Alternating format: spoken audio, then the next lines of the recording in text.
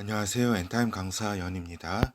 오늘 센터 인사이트 3강에서는 이제 지난 시간에 이어서 이제 메시아를 명확히 이해하기까지는 계속 살펴보도록 하겠습니다. 그래서 지난 시간에 아이로 태어나는 메시아에 대해서 살펴보았습니다. 그 기억을 새롭게 좀 하기 위해서 이제 우리가 여인의 후손으로 태어난다는 것, 그거 자체가 이제 인간으로 태어난다는 것이다. 그리고 이것을 그 약속이 아브라함의 후손 번성의 약속, 그 다음에 이삭의 야곱에 대한 축복, 그 다음에 그러니까 만민을 너로 섬기고 이런 그리고 야곱의 유다 축복, 거기 실로가 오시기까지 이러한 부분을 통해서 여인의 후손의 언약이 야곱에까지 이렇게 전달되었다라고 하는 것을 살펴보았고, 또 이제 그 모세의 창세기를 통해서 여인의 후손이 이제 문서화되었다. 이 문서화됨으로써 어때요? 많은 이제 여인의 후손에 대한 하나님의 계시가 많은 선지자를 통해서 또 나오게 되는 그러한 어떤 그 시발점이 또 되었다라고 우리가 살펴보았습니다. 그리고 또 다윗 왕가의 언약이 주어졌다. 그래서 다윗 왕가를 통해서 이 메시아가 이렇게 온다. 그리고 선지자들에 의해서 계속 계시된 메시아. 그래서 한 아이라고 명시적으로 이사야서에 이렇게 또 예언되어 있기 때문에 이렇게 메시아는 인간으로 태어나는 메시아를 이렇게 의심치 않았다라고 하는 겁니다. 그렇죠? 이사야서 9장 그 한 아이가 우리에게 낳고 그죠? 이렇게 그리고 이새의 줄기에서 한 싹이 나서 그 뿌리에서 이렇게 쭉 여인의 후손으로 이렇게 오게 될 것이다. 그리고 그는 여호와의 신, 곧 여호와의 영, 곧 지혜와 총명의 신이요 모략과 재능의 신이요 이렇게 쭉 하나님의 영이 함께하는 그러한 존재다라고 하는 그런 계시들이 이렇게 있었고, 메시아 왕국에 대한 여러 모습에 대한 계시도 이사야에 자세히 나와 있다. 그리고 미가 선지자를 통해서 베들레헴에서 태어날 것이다. 그리고 스가랴서에 또 나귀 새끼를 타고 이렇게 나타나실 것이다라고 하는 부분을 통해서 이러한 여인의 후손의 약속을 통해서 인간으로 태어나는 그러한 이제 존재인 이제 메시아 구원자에 대해서 우리가 살펴보았습니다. 그래서 오늘 살펴보는 거는 이제 그 또 하늘로부터 강림하는 그런 메시아에 대한 이제 예언들이 있는데, 이것과 아이로 태어나는 메시아의 요 예언과 이렇게 어떻게 보면 논리적으로 모순되는, 그렇지만은 예수 그리스도 안에서 이것이 성취되었다는 것, 될 것이라고 하는 그러한 부분에 대해서 오늘 살펴보도록 하겠습니다. 그래서 이제 번호로 하면은 지난 이제 시간에 이어서 3번이 되겠습니다. 하늘로부터 강림하는 구원자에 대한 예언의 말씀들이 이렇게 쭉 선지자들을 통해서 이제 기록이 되었다라고 하는 것입니다. 그렇죠. 근데 이제 가장 먼저 이제 하나님에 대한 하늘로부터 임하시는 구원자를 살펴보기 전에 우리가 이제 살펴보아야 되는 것이 중요한 이제 부분인데, 다윗에게 보여주신 이제 여호와 하나님 우편의 구원자 메시아, 이 존재에 대해서 우리가 이제 보도록 하겠습니다. 그러니까 다윗이라고 하는 인물은 이제 기원전 11세기의 인물이다라고 하는 겁니다. 그렇죠. 이제 11세기 초반의 인물인데, 그러니까 중반부터 초반까지의 인물인데, 이 인물이 이제 어때요? 시편 110편 1절에서 7절을 통해서 여호와 하나님 하늘 보좌의 우편에 계신 그 존재 구원자 메시아에 대해서 보게 된다라고 하는 겁니다. 시편 110편 1절에서 7절. 요 110편이 진짜 중요합니다. 이 부분은 다음에 또 같이 살펴보도록 하겠습니다. 여호와께서 내 주에게 말씀하시기를 내가 내 원수로 내 발등상 되게 하기까지 너는 내 우편에 앉으라 하셨도다. 여호와께서 시온에서부터 주의 권능의 호를 내어 보내시리니 주는 원수 중에서 다스리소서. 주의 권능의 날에 주의 백성이 거룩한 옷을 입고 즐거이 헌신하니 새벽 이슬 같은 주의 청년들이 주께 나오는도다. 여호와는 맹세하고 변치 아니하시리라. 이르시기를 너는 멜기세덱의 반차를 쫓아 영원한 제사장이라 하셨도다. 주의 우편에 계신 주께서 그 노하시는 날에 열왕을 쳐서 파하실 것이라. 열방 중에 판단하여 시체로 가득하게 하시고 여러 나라의 머리를 쳐서 파하시며 길가에 시냇물을 마시고 인하여 그 머리를 드시리로다. 그렇죠. 그러니까 놀라운 이제 계시가 이제 다윗에게 주어진다라고 하는 겁니다. 그렇죠. 그래서 이 하나님 보좌 우편에 계신 이 존재, 이분이 이제 하나님이신데, 그러니까 어떻게 보면은 그 창세기 3장 22절에 이제 그, 그 이제 아담에게 이렇게 말씀하실 때 이렇게 이도 이렇게 선악과를 따먹었으니 우리와 같이 이렇게 선악을 알게 되는 이러한 이제 표현을 통해서 이제 하나님이 이렇게 복수로도 저기 하시는가 하는 우리라는 표현이 나왔기 때문에, 근데 이제 이 부분은 굉장히 희미하고 이제 요 우리가 하나님 수준에서의 어떤 그러한 존재인지에 대한 것이 불명확하다라고 할 수가 있겠습니다. 그런데 이제 요 시편을 통해서 이제 하나님과 하나님 우편에 계신 자에 대해, 특히 이제 하나님 우편에 계신 분에 대한 정보가 이제 인류 가운데 주어진다라고 하는 겁니다. 이 부분은 굉장히 중요하다. 그래서 여호와 하나님 우편에 앉아 계신 존재가 있다라고 하는 겁니다. 그죠? 그리고 여호와의 권능의 날에 메시아와 함께 이 우편에 앉아 계신 자, 곧 구원자, 요 메시아와 함께 이슬 같은 주의 청년들이 함께 한다라고 하는 거죠. 요 부분은 우리가 그 예전에 이제 첫째 부활하는 존재라고 같이 살펴본 바 있습니다. 그리고 메시아는 멜기세덱의 반차를 쫓는 영원한 제사장이라고 하는 이 표현이 이제 그 다윗이 계시받은 것이죠. 그래서 예수는 그 멜기세덱의 반차를 쫓는 영원한 제사장이라는 것을 이제 유대인들에게 논증한 것이 이제 그 히브리서라고 할 수가 있겠죠. 그래서 그 주제입니다. 그 예수 그리스도는 메시아로서 멜기세덱을 반차를 쫓는 영원한 메시아, 영원한 제사장이다. 그래서 하늘 보좌 앞에 있는 하나님 성전에서 그의 그 십자가의 피를 이제 그분 제 제단에 이렇게 하늘 보좌에서 드리셨다라고 하는 부분이 히브리서 내용이라고 할 수 있겠습니다. 그러니까 주의 우편에 계신 주 메시아는 그의 진노의 날에 세상 열왕을 파하실 것이다. 그래서 세상을 심판하셔서 죽일 자를 죽여 시체로 가득하게 하실 것이다라고 하는 그러한 제 것이 기록이 된 거죠. 이렇게 그러니까 이 예언의 말씀 그 이후로 또 이제 이사야를 비롯한 선지자들이 본격적으로 하늘로부터 임하시는 메시아 또는 심지어 여호와 하나님께서 강림하신다는 메시지를 선포하게 된다라고 하는 거죠. 이사야 66장 15절에서 16절. 보라 여호와께서 불에 옹이되어 강림하시리니 그 수레들은 회리바람 같으리로다. 그가 혁혁한 위세로 노를 베푸시며 맹렬한 화염으로 견책하실 것이라. 여호와께서 불과 칼로 모든 혈육에게 심판을 베푸신즉 여호와께 사륙 당할 자가 많으리니. 그렇죠. 그래서 이렇게 그 아까 다윗의 그 예언 그 시편 110편을 비롯해서 그 뒤에 이러한 여호와의 께서 직접 이렇게 강림하신다라고 하는, 그래서 심판하셔서 사륙하실 것이라고 하는 이러한 예언들이 이제 있게 되는 거죠. 이럴 때 유대인들은 이 약속의 말씀을 이제 보존하고 들었던 이런 유대인들은 여인의 후손 즉 인류의 구원자, 이제 메시아 구원자 개념이 흐려진 가운데, 그러니까 역사가 이제 지나면서 이 유대인들에게 있어서는 이 여인의 후손은 인류의 구원자, 인류의 메시아인데 이러한 것은 점점 흐려진 가운데 민족을 구원하고 영광스럽게 할 메시아 구원자를 이제 앙망하게 되는 것이다라고 하는 겁니다. 그렇죠.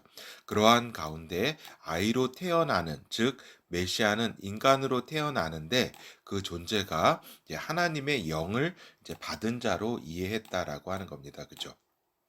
그러니까 요 하나님의 영을 받은 자가 이제 그 하나님으로부터 하나님 성령으로 하나님 성령이신 하나님으로부터 태어나신 낳으신 바 된 하나님의 아들 성령으로 낳으신 바 된 그 성령으로 하나인 존재 하나님의 아들이신 이러한 차원 하나님이시니까 하나님께서 낳으신 하나님의 아들 그렇죠. 이러한 하나님 아버지와 아들이 하나이신 차원까지는 그 이해하지 못하고 이제 그 이러한 수준으로 이해를 했다라고 하는 겁니다. 그러니까 그 하나님께서 이렇게 강림하신다는 것을 이제 이는 이제 모세 때에도 여호와께서 시내산에 강림하셨잖아요. 그죠? 그리고 모세의 성막 솔로몬 성전에서도 하나님의 영이 임재하셨듯이 그죠? 하셨듯이 그리고 또 모세, 사무엘, 사울, 다윗, 엘리야 등의 인물들이 하나님의 영과 이러한 연합이 이렇게 있었잖아요. 그죠? 강림하셔서 임하셔서 그렇기 때문에 이러한 이제 그 연합하여 활약하였듯이 자신들을 구할 메시아가 이러한 차원의 인물일 것으로 이해했다라고 하는 겁니다. 그렇죠? 그러니까 하나님께서 이 메시아를 보내주시는 그분이 인간으로 태어나셔서 그냥 인간적 차원에서 하나님께서 영을 부어 주셔서 이렇게 하나님의 사역을 하는 정도 차원까지 그러니까 하나님과 연합하는 수준까지 그죠 이러한 모세 사무엘 사울 다윗 엘리야 이러한 인물처럼 그죠 그게 아니라 이제 원래는 그 메시아라고 하는 분이 하나님의 영과 하나된 연합된 수준이 아니라 하나된 수준 하나이신 하나님이신 것을 이해하지는 못했죠. 그렇죠. 그러니까 즉 여호와 하나님께서 직접 인간으로 몸으로 육체로 오시리라고는 상상하지 못했다라고 하는 겁니다. 그죠? 그리고 여호와 하나님을 또 인간도 아니시고 이 인간은 피조된 피조물이잖아요. 이게 여호와 하나님은 창조주시고 그분이 인간으로 이렇게 오신다는 것은 상상할 수도 없는 일이죠. 그렇죠. 그러니까 즉 인간의 메시아가 하나님의 권능을 받아 활약하는 것으로 인식하는 것이었다라고 하는 겁니다. 그죠? 그러니까 이사야 9장 6절에서 7절의 이 말씀도 이제 하나님의 아들이 오는 것이 아니라 그런 차원이 아니라 요 말씀을 이사야가 전해준 9장 6절 7절의 말씀도 이런 차원 인간의 메시아가 하나님의 권능을 받는 정도의 그러한 차원으로만 이해했다라고 하는 겁니다. 이는 한 아이가 우리에게 낳고 한 아이를 우리에게 주신 바 되었는데 그 어깨에는 정사를 메었고 그 이름은 기묘자라 모사라 전능하신 하나님이라 그죠? 전능하신 하나님이라고 이렇게 예언이 주어졌음에도 불구하고 이거대로 이렇게 그 말씀대로 믿지를 않고 이러한 이제 인간의 메시아 그 차원에서 이렇게 모세처럼 이렇게 어떤 그 인간적인 메시아 그런 차원으로 그 정치적 메시아 이런 차원으로 이해를 했죠. 이 말씀을 전능하신 하나님이라고 하신 이 말씀을 이제 받아들이지 않았다. 이 차원을 그러니까 하나님의 어떤 뜻을 그 이행하는 그러한 이제 표현으로 보았다라고 하는 겁니다. 영존하시는 아버지라 평강의 왕이라 할 것임이라 그 정사와 평강의 더함이 무궁하며 또 다윗의 위에 앉아서 그 나라를 굳게 세우고 자금 이후 영원토록 공평과 정의로 그것을 보존하실 것이라 만군의 여호와 열심히 이를 이루시리라 그러죠. 그러니까 이렇게 이사야의 이런 말씀을 우리가 지금 이제 이해할 때는 이제 그 전능하신 하나님이신 거를 우리가 하나님의 아들 예수 그리스도께서 그 성령으로 하나님 아버지와 한 분이시면서 전능하신 하나님인 것을 우리는 이제 알지만은 유대인들은 이러한 것을 이제 깨닫지 못했다라고 하는 겁니다. 그래서 하나님의 예언이 인간으로 태어나는 메시아, 그죠? 그리고 이제 하늘에서 내려오는 메시아, 그죠? 가 초림과 재림의 구도로 성취될 것이라고 하는 것은 받아들이기 힘든 일이었다라고 하는 겁니다. 유대인의 입장에서는 이러한 이제 이러한 그 인간으로 태어나는 메시아와 하늘에서 내려오는 이 메시아가 이제 우리로서는 이제 성취와 재림의 구도로 성취될 초림과 재림의 구도로 성취될 거라는 것을 잘 알지만 유대인들은 이제 받아들이지 않았다라고 하는 겁니다. 그리고 또 어떠한 또 그 중간에 어떤 이런 오류도 같이 살펴보겠습니다. 중세 시대에 무천년주의 오류에 대해서 그리스도 교회의 무천년주의 오류에 대해서 잠깐 살펴보도록 하겠습니다. 그러니까 대체 신학의 입장에 있었기 때문에 이스라엘은 하나님으로부터 버려진 존재다. 그리고 하나님 아들을 죽인 저주받은 존재의 이제 신학적 입장을 가졌다라고 하는 겁니다. 그렇죠. 그러니까 그리스도교가 긴 세월 동안 기독교 공인 313년 이후에 1700여 년 동안 그죠 지금 동안 그리고 지금도 상당 부분 이 땅에서의 메시아 나라를 인정하지 않는다라고 하는 겁니다. 그러니까 무천년주의는 곧 메시아 나라는 없다라고 하는 그런 생각입니다. 이것은 이제 오류다라고 하는 걸 말씀드리고자 하는 겁니다. 이처럼 그렇다면은 왜 그리스도교 중세 교회의 이 중세 시대에 무천년 주의에 이러한 오류가 있었는가? 이거는 이제 어떻게 보는 입장이냐면 오순절 이후에 성령 그리스도의 영의 임하심이 이 세상에 대한 예수 그리스도의 통치로 인식했다라고 하는 겁니다. 그러니까 구약에 많은 주께서 강림하신다는 그러한 이제 그 표현이 이제 그리 성령으로 이제 그 임하신 거 오순절을 통해서 성령이 임하신 것으로 이해했다라고 하는 겁니다. 이 부분은 이제 하나님의 새 언약으로서의 성령 강림 이 부분을 이제 이러한 부분까지 그 여호와께서 강림하신다라고 하는 이러한 부분까지 다 포괄적으로 이해를 좀 한 거죠. 그러니까 맞지는 않는 거죠. 그렇죠. 그래서 이런 로마 제국은 그 다니엘서를 통해서 볼 때는 악의 제국인데 이제 로마 제국을 이제 하나님의 신국으로 이해를 했다라고 하는 겁니다. 어거스틴을 비롯해서 이제 로마 제국이 이제 세상에 속한 하나 세상에 속한 뭐예요? 그 사단의 제국 가운데 속한 그러한 제국인데 그 저기죠. 하나님의 제국으로 신국으로 이렇게 이해를 한 거죠. 오류죠.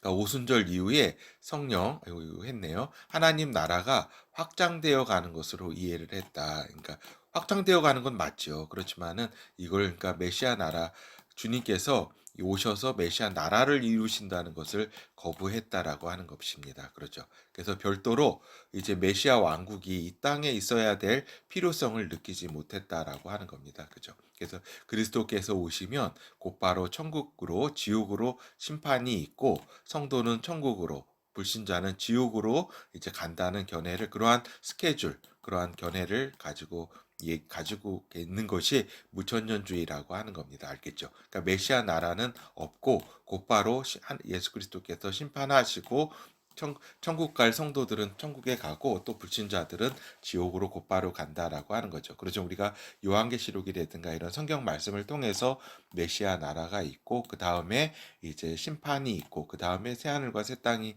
이렇게 있는 것을 우리는 알죠. 그렇지만은 이제 요한계시록 등의 이러한 등의 이러한 예언 등은 그냥 모두 선과 악의 싸움인 이러한 상징적으로 그냥 이해를 했다라고 하는 겁니다.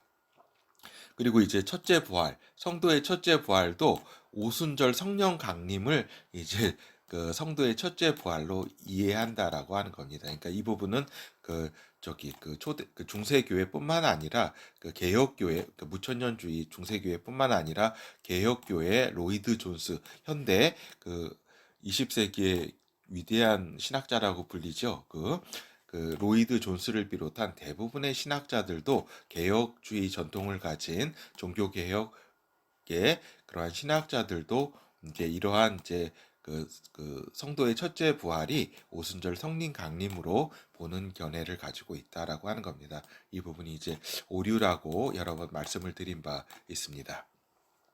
하여튼 메시아의 그 초림과 재림의 구도로 성취되는 하나님의 언약인 것을 우리는 이제 아는 거죠. 그렇죠. 그래서 이 메시아가 초림과 재림, 처음 오심과 인간으로 태어나신 그러한 이제 과정을 통해서 오심과 또 하늘에서 그 구름을 타고 오신다고 하는 즉 그 강림하시는 그러한 이제 재림의 그러한 그 오심의 그 어떤 상태 있잖아요. 그것 이러한 구도로 성취된다라고 하는 것은 그 하나님의 언약이다라고 하는 겁니다. 그래서 우리가 예수 그리스도의 예언을 이제 이루시기 위해서 아이로 태어나신 예수 그리스도다라고 하는 겁니다. 그래서 예수 그리스도는 이런 메시아시고 메신 아이로 태어나셨다. 그리고 다니엘서의 예언대로 끊어져 없어지셨다라고 하는 겁니다. 그러니까 다니엘서 이제 9장에서의 다니엘서 9장에서의 끊어져 없어진다 이 메시아가 이건 이제 문맥상의 이해로서는 그의 존재가 없어짐까지 이제 이해가 가능하죠. 근데 이제 보다 그 이제 그 의미를 또 실체를 이렇게 우리가 이렇게 우리가 알게 되는 거는 그 끊어짐의 실체는 죽으심과 부활하심과 승천하심. 그래서 그 어떠한 주의 나라, 메시아 나라까지의 어떠한 일정한 어떤 그 공간, 그 텀이 있다라고 하는 그러한 사실을 우리가 알게 되는 거죠. 이것이 끊어짐의 실체라고 하는 겁니다. 다니엘서 9장 25절에서 26절. 그러므로 너는 깨달아 알지니다. 예루살렘을 중건하라는 영이 날 때부터 여기 명령이 날 때부터 기름 부음을 받은 자 곧 왕이 일어나기까지 7이레와 62이레가 지날 것이요 그때 곤란한 동안에 성이 중건되어 거리와 해자가 이룰 것이며 62이레 후에 기름 부음을 받은 자가 끊어져 없어질 것이며 그렇죠. 이 기름 부음을 받은 자 즉 메시아가 오게 되는데 요 명령이 그 예루살렘을 중건하라는 이 명령이 있은 다음부터 62일의 후에 끊어져 없어진다 나오게 되는데 근데 장차 한 왕의 백성이 와서 그 성읍과 성소를 해파하려니와 그의 종말은 홍수와 얼물된 같은 것이며 또 끝까지 전쟁이 있으리니 황폐할 것이 작정되었느니라. 요 뒷부분은 이제 적그리스도 얘기입니다. 오늘의 초점은 기름 부음을 받은 자가 끊어져 없어질 것이며 이 부분입니다. 그렇죠. 이 부분. 그래서 어떻게 보면은 이제 요 메시아가 끊어져 없어진다라고 하는 이 부분에 대한 이해, 이것의 실체는 그분이 죽으셨고 부활하셨고 승천하셨다. 그러니까 아이로 태어나신 이분이 이러한 과정을 통해서 승천하셔서 하늘 보좌에 가 계신다라고 하는 것이 요 이 땅에서의 끊어짐의 실체인데 이 부분은 그러니까 어떻게 보면은 유대인들이 겸허한 자세로 이사야 53장에 의로운 종의 무덤이라고 하는 구절과 다니엘서 9장에 메시아의 끊어짐, 기름 부음 받은 자의 끊어짐을 잘 이해한다면 사실을 볼 수 있었을 텐데, 그죠? 이러한 이제 있었을 텐데, 그러니까 이러한 사실을 보지 못하고 있다라고 하는 사실이 있죠, 그렇죠? 그래서 보면은 그 이사야서 53장 그 의로운 종에 대한 그런 그 고난받는 종에 대한 이야기잖아요. 그는 강포를 행치 아니하였고 그 입에 괴사가 없었으나 그 무덤이 악인과 함께 되었으며 그 묘실이 부자와 함께 되었도다. 그래서 이게 그 메시아가 이게 무덤 이야기가 나왔기 때문에 죽을 것이라는 것을 이해를 해야 되는데 이 메시아는 어떻게 죽을 수 있느냐 이렇게 허무하게 이렇게 그걸 받아들이지 않는 거죠. 이 53장 이 무덤이 굉장히 중요합니다. 그리고 이게 끊어져 9장에 다니엘서 9장에 요 기름 부음 받는 자가 끊어질 것이다. 그러니까 이게 죽을 것이다라고 하는 이 의미인데 그렇죠. 이 인간으로 태어난 메시아가 이러한 과정을 이렇게 겪을 것이라고 하는 이 의미를 이해를 못하게 되는 거죠. 그렇죠. 그래서 결국에는 예수 그리스도는 하늘로 이렇게 승천하셨잖아요. 그죠. 이렇게 잘 아는 바와 같이. 그래서 다니엘서 승천하신 것도 우리가 다니엘서 7장을 잘 보면은 다 유대인들이 다 신약을 이렇게 보지 않더라도 다 이렇게 이해를 할 수가 있습니다. 사실 그 겸허한 마음과 하나님께 지혜를 구한다며 다니엘서 7장 13에서 14절 내가 또 밤 이상 중에 보았는데 인자 같은 이가 하늘 구름을 타고 와서 옛적부터 항상 계신 자에게 나와 그 앞에 인도됨에 그에게 권세와 영광과 나라를 주고 모든 백성과 나라들과 각 방언하는 자로 그를 섬기게 하였으니 그 권세는 영원한 권세라 옮기지 아니할 것이요 그 나라는 패하지 아니할 것이니라. 그렇죠. 그래서 다니엘서 요 7장에 뭐예요? 구름을 타고 하늘 보좌 앞으로 하나님 아버지께 가는 이 모습이, 그래서 하나님 아버지께서 그에게 이러한 권세와 영광과 나라를 주어서 이 세상의 모든 나라를 다스릴 그러한 이제 나라, 그 나라 메시아 나라를 이렇게 주실 것이라고 하는 이 부분을 이렇게 이해를 진짜 겸허하다면 볼 수가 있겠죠. 근데 그거를 우리 유대인들은 이제 보지 못하고 있다라고 하는 거죠. 그래서 우리가 이제 이러한 이제 메시아가 하나님과 한영이시다라고 하는 겁니다. 하나님 아버지와 한영이신 하나님 아들이심과, 그죠? 메시아가 이 존재가 여인의 후손으로서 인간으로 태어나고 또 승천하고 또 하나님 우편에 계시다가 다시 이 땅에 통치하시기 위해 온다는 것이 예언의 내용이다라고 하는 겁니다. 어떻게 이제 오실 때는 아이로 태어나나요? 그것이 아니라 구름을 타고 오시겠다고 하신 그 말씀을 이룰 것이다라고 하는 겁니다. 요 구름을 타고 오실 것이다. 스가랴서 15장 3절에서 4절 그때에 여호와께서 나가사 그 열국을 치시되 이왕 전쟁 날에 싸움과 같이 하시리라. 그날에 그의 발이 예루살렘 앞 동편 감람산에 서실 것이요 감람산은 그 한가운데가 동서로 갈라져 매우 큰 골짜기가 되어서 산 절반은 북으로 절반은 남으로 옮기고, 그래서 여호와께서 강림하실 때 그 감람산으로 그 예루살렘 앞에 있는 그 예루살렘 성 앞에 있는 감람산에 임하실 것이라고 하는 이러한 구체적인 예언의 말씀, 그죠? 스가랴서 12장 잠깐만요. 여기가 그 여기가 저기네요. 여기 14장 그때 요 부분은 14장 4장이네요. 스가랴서 14장이고 스가랴서 12장 9절에서 14절은 요 부분입니다. 예루살렘을 치러 오는 왕국을 열국을 그날에 내가 멸하기를 힘쓰리라. 내가 다윗의 집과 예루살렘 거민에게 은총과 강구하는 심령을 부어주리니 그들이 그 찌른 바 그를 바라보고 그를 위하여 애통하기를 독자를 위하여 애통하듯 하며 그를 위하여 통곡하기를 장자를 위하여 통곡하듯 하리로다. 그죠? 그러니까 여기 부분에 다 나와 있잖아요. 강림하시는 그 여호와께서 그들이 그를 그 찌른 바그를 바라보고 그 하나님을 찔렀다 이 소리입니다. 이거를 그 예수 그리스도를 통해서 이루어진 것을 우리가 잘 알 수가 있죠. 그날에 예루살렘에 큰 애통이 있으리니 그날이 뭐예요?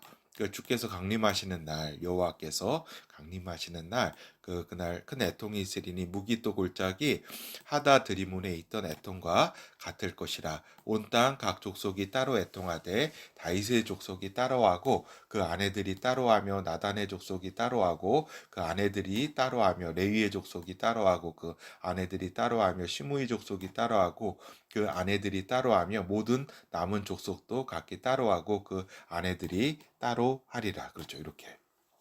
그래서 아까 말씀드린 것처럼 이 부분은 스가랴 12장 9절에서 14절 말씀이고 이 앞부분은 제가 그 14장 3절에서 4절인데 요 부분을 옥이 잘못 표기했습니다. 그렇죠. 요거 어떻게 잘못 표기했냐면 이거 이제 갖다 붙이고 이렇게 하려다가 요 뒷부분만 이렇게 한 겁니다. 죄송합니다.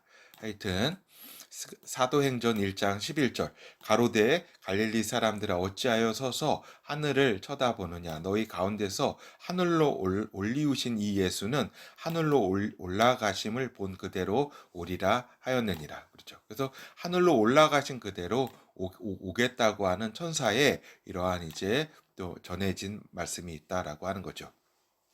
그래서 하늘로부터 온다. 메시아는 이 예수는. 그렇기 때문에 지금 많은 이제 그 자기가 예수라고 주장하는 사람들이 무슨 영으로 자기가 예수로 왔다라고 하는 다 허무맹랑한 그런 이야기인 것이다라고 하는 겁니다. 그러니까 예수 그리스도는 직접 하늘에서 이렇게 강림하시는 구름을 타고 강림하신다라고 하는 거죠.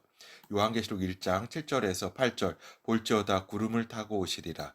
분명히 구름을 타고 오시겠다고 이렇게 이것을 막 영에다 해가지고 이건 그렇게 잘못 이렇게 다 이제 심판을 받게 되겠죠. 하나님으로부터. 하여튼 볼지어다 구름을 타고 오시리라. 각인의 눈이 그를 보겠고 그를 찌른 자들도 볼 터이요 땅에 있는 모든 족속이 그를 인하여 애곡하리니 그러하리라. 아멘. 주 하나님이 가라사대 나는 알파와 오메가라.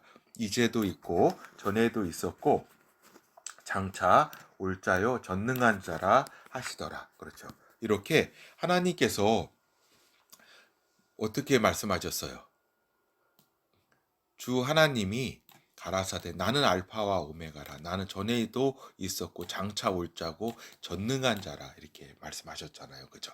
즉 뭐예요? 하나님 아버지와 아들이 하나이시다. 성령으로 한 분이시다라고 하는 겁니다. 그러나 인격과 그 캐릭터와 이제 그 영체는 이렇게 또 이러한 그 구분되는 그러한 특성이 있기 때문에 이 부분은 우리가 잘 이해를 해야 되죠. 그러니까 여호와께서 이렇게 오시는 것이 또 되죠. 왜냐하면 그 아들의 영은 성령으로 그 아버지 여호와의 영이시면서 또 뭐예요? 아들의 영, 예수 그리스도의 영이시잖아요. 그죠? 성령으로 하나이시기 때문에 그, 그 아들께서 이제 그 오시는 것인데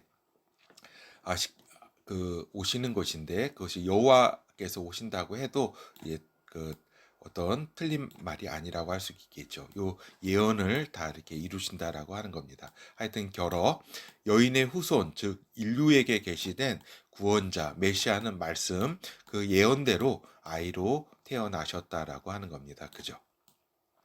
그리고 말씀대로 인류를 위한 희생양, 어린 양으로 사역을 감당하셨다. 그리고 말씀대로 끊어져 없어졌다라고 하는 겁니다. 그죠?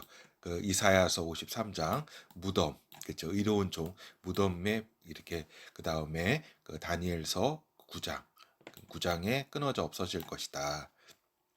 하늘 보좌에서 하나님 아버지 우편에 계시다라고 하는 겁니다. 그렇죠. 그래서 다니엘서 7장을 이렇게 보더라도 그 구름을 타고 올라가신 그걸 알 수 있잖아요. 그죠? 그러니까 사도행전 1장에서 구름을 타고 올라가셨다고 이렇게 기록하고 있듯이 그죠? 그리고 또한 메시아는 말씀대로 이 땅에 오셔서 통치하실 것이다. 메시아 나라를 이렇게 통치하실 것이다. 그래서 유대인들은 메시아 존재에 하나님 되심을 이해하지 못한다라고 하는 겁니다. 그렇죠? 성령으로 하나님 아버지로 낳으신 바 된 하나님 아들을 이해하지 못한다. 그러니까 성령으로 하나님 아버지와 아들이 한 분이신 것을 이해하지 못한다. 하나님께서 강림하신다는 차원을 유대 역사 속에서의 강림으로 그러한 차원으로 이해하고 있다라고 하는 겁니다. 그러니까 이런 차원에서 이해하는 것이지 하나님의 아들이 이렇게 하나님 성령으로 한 분이신 분이 이렇게 오신다라고 하는 부분을 그래서 구름으로 이렇게 임하신다라고 하는 이러한 부분도 그러니까 강림하신다는 부분을 이해하지 못한다. 왜 그렇죠? 그래서 아이로 태어나는 메시아만 그렇죠. 아직 이해하고 있는 거죠. 그렇죠. 그리고 이렇게 여호와께서 강림하신 부분은 그냥 영으로 그냥 임하심 이런 차원으로 이해하고 있는 거죠. 예수 그리스도는 하나님 아버지의 하나님 아들이시다. 말씀을 성취하여서 인간으로 태어나셨고 다시 말씀을 이루기 위해서 구름을 타고 강림하실 것이라고 하는 겁니다. 그렇죠. 이 말씀이 요한계시록에 그렇게 자세히 그렇게 예언이 되어 있는 거죠. 예, 감사합니다.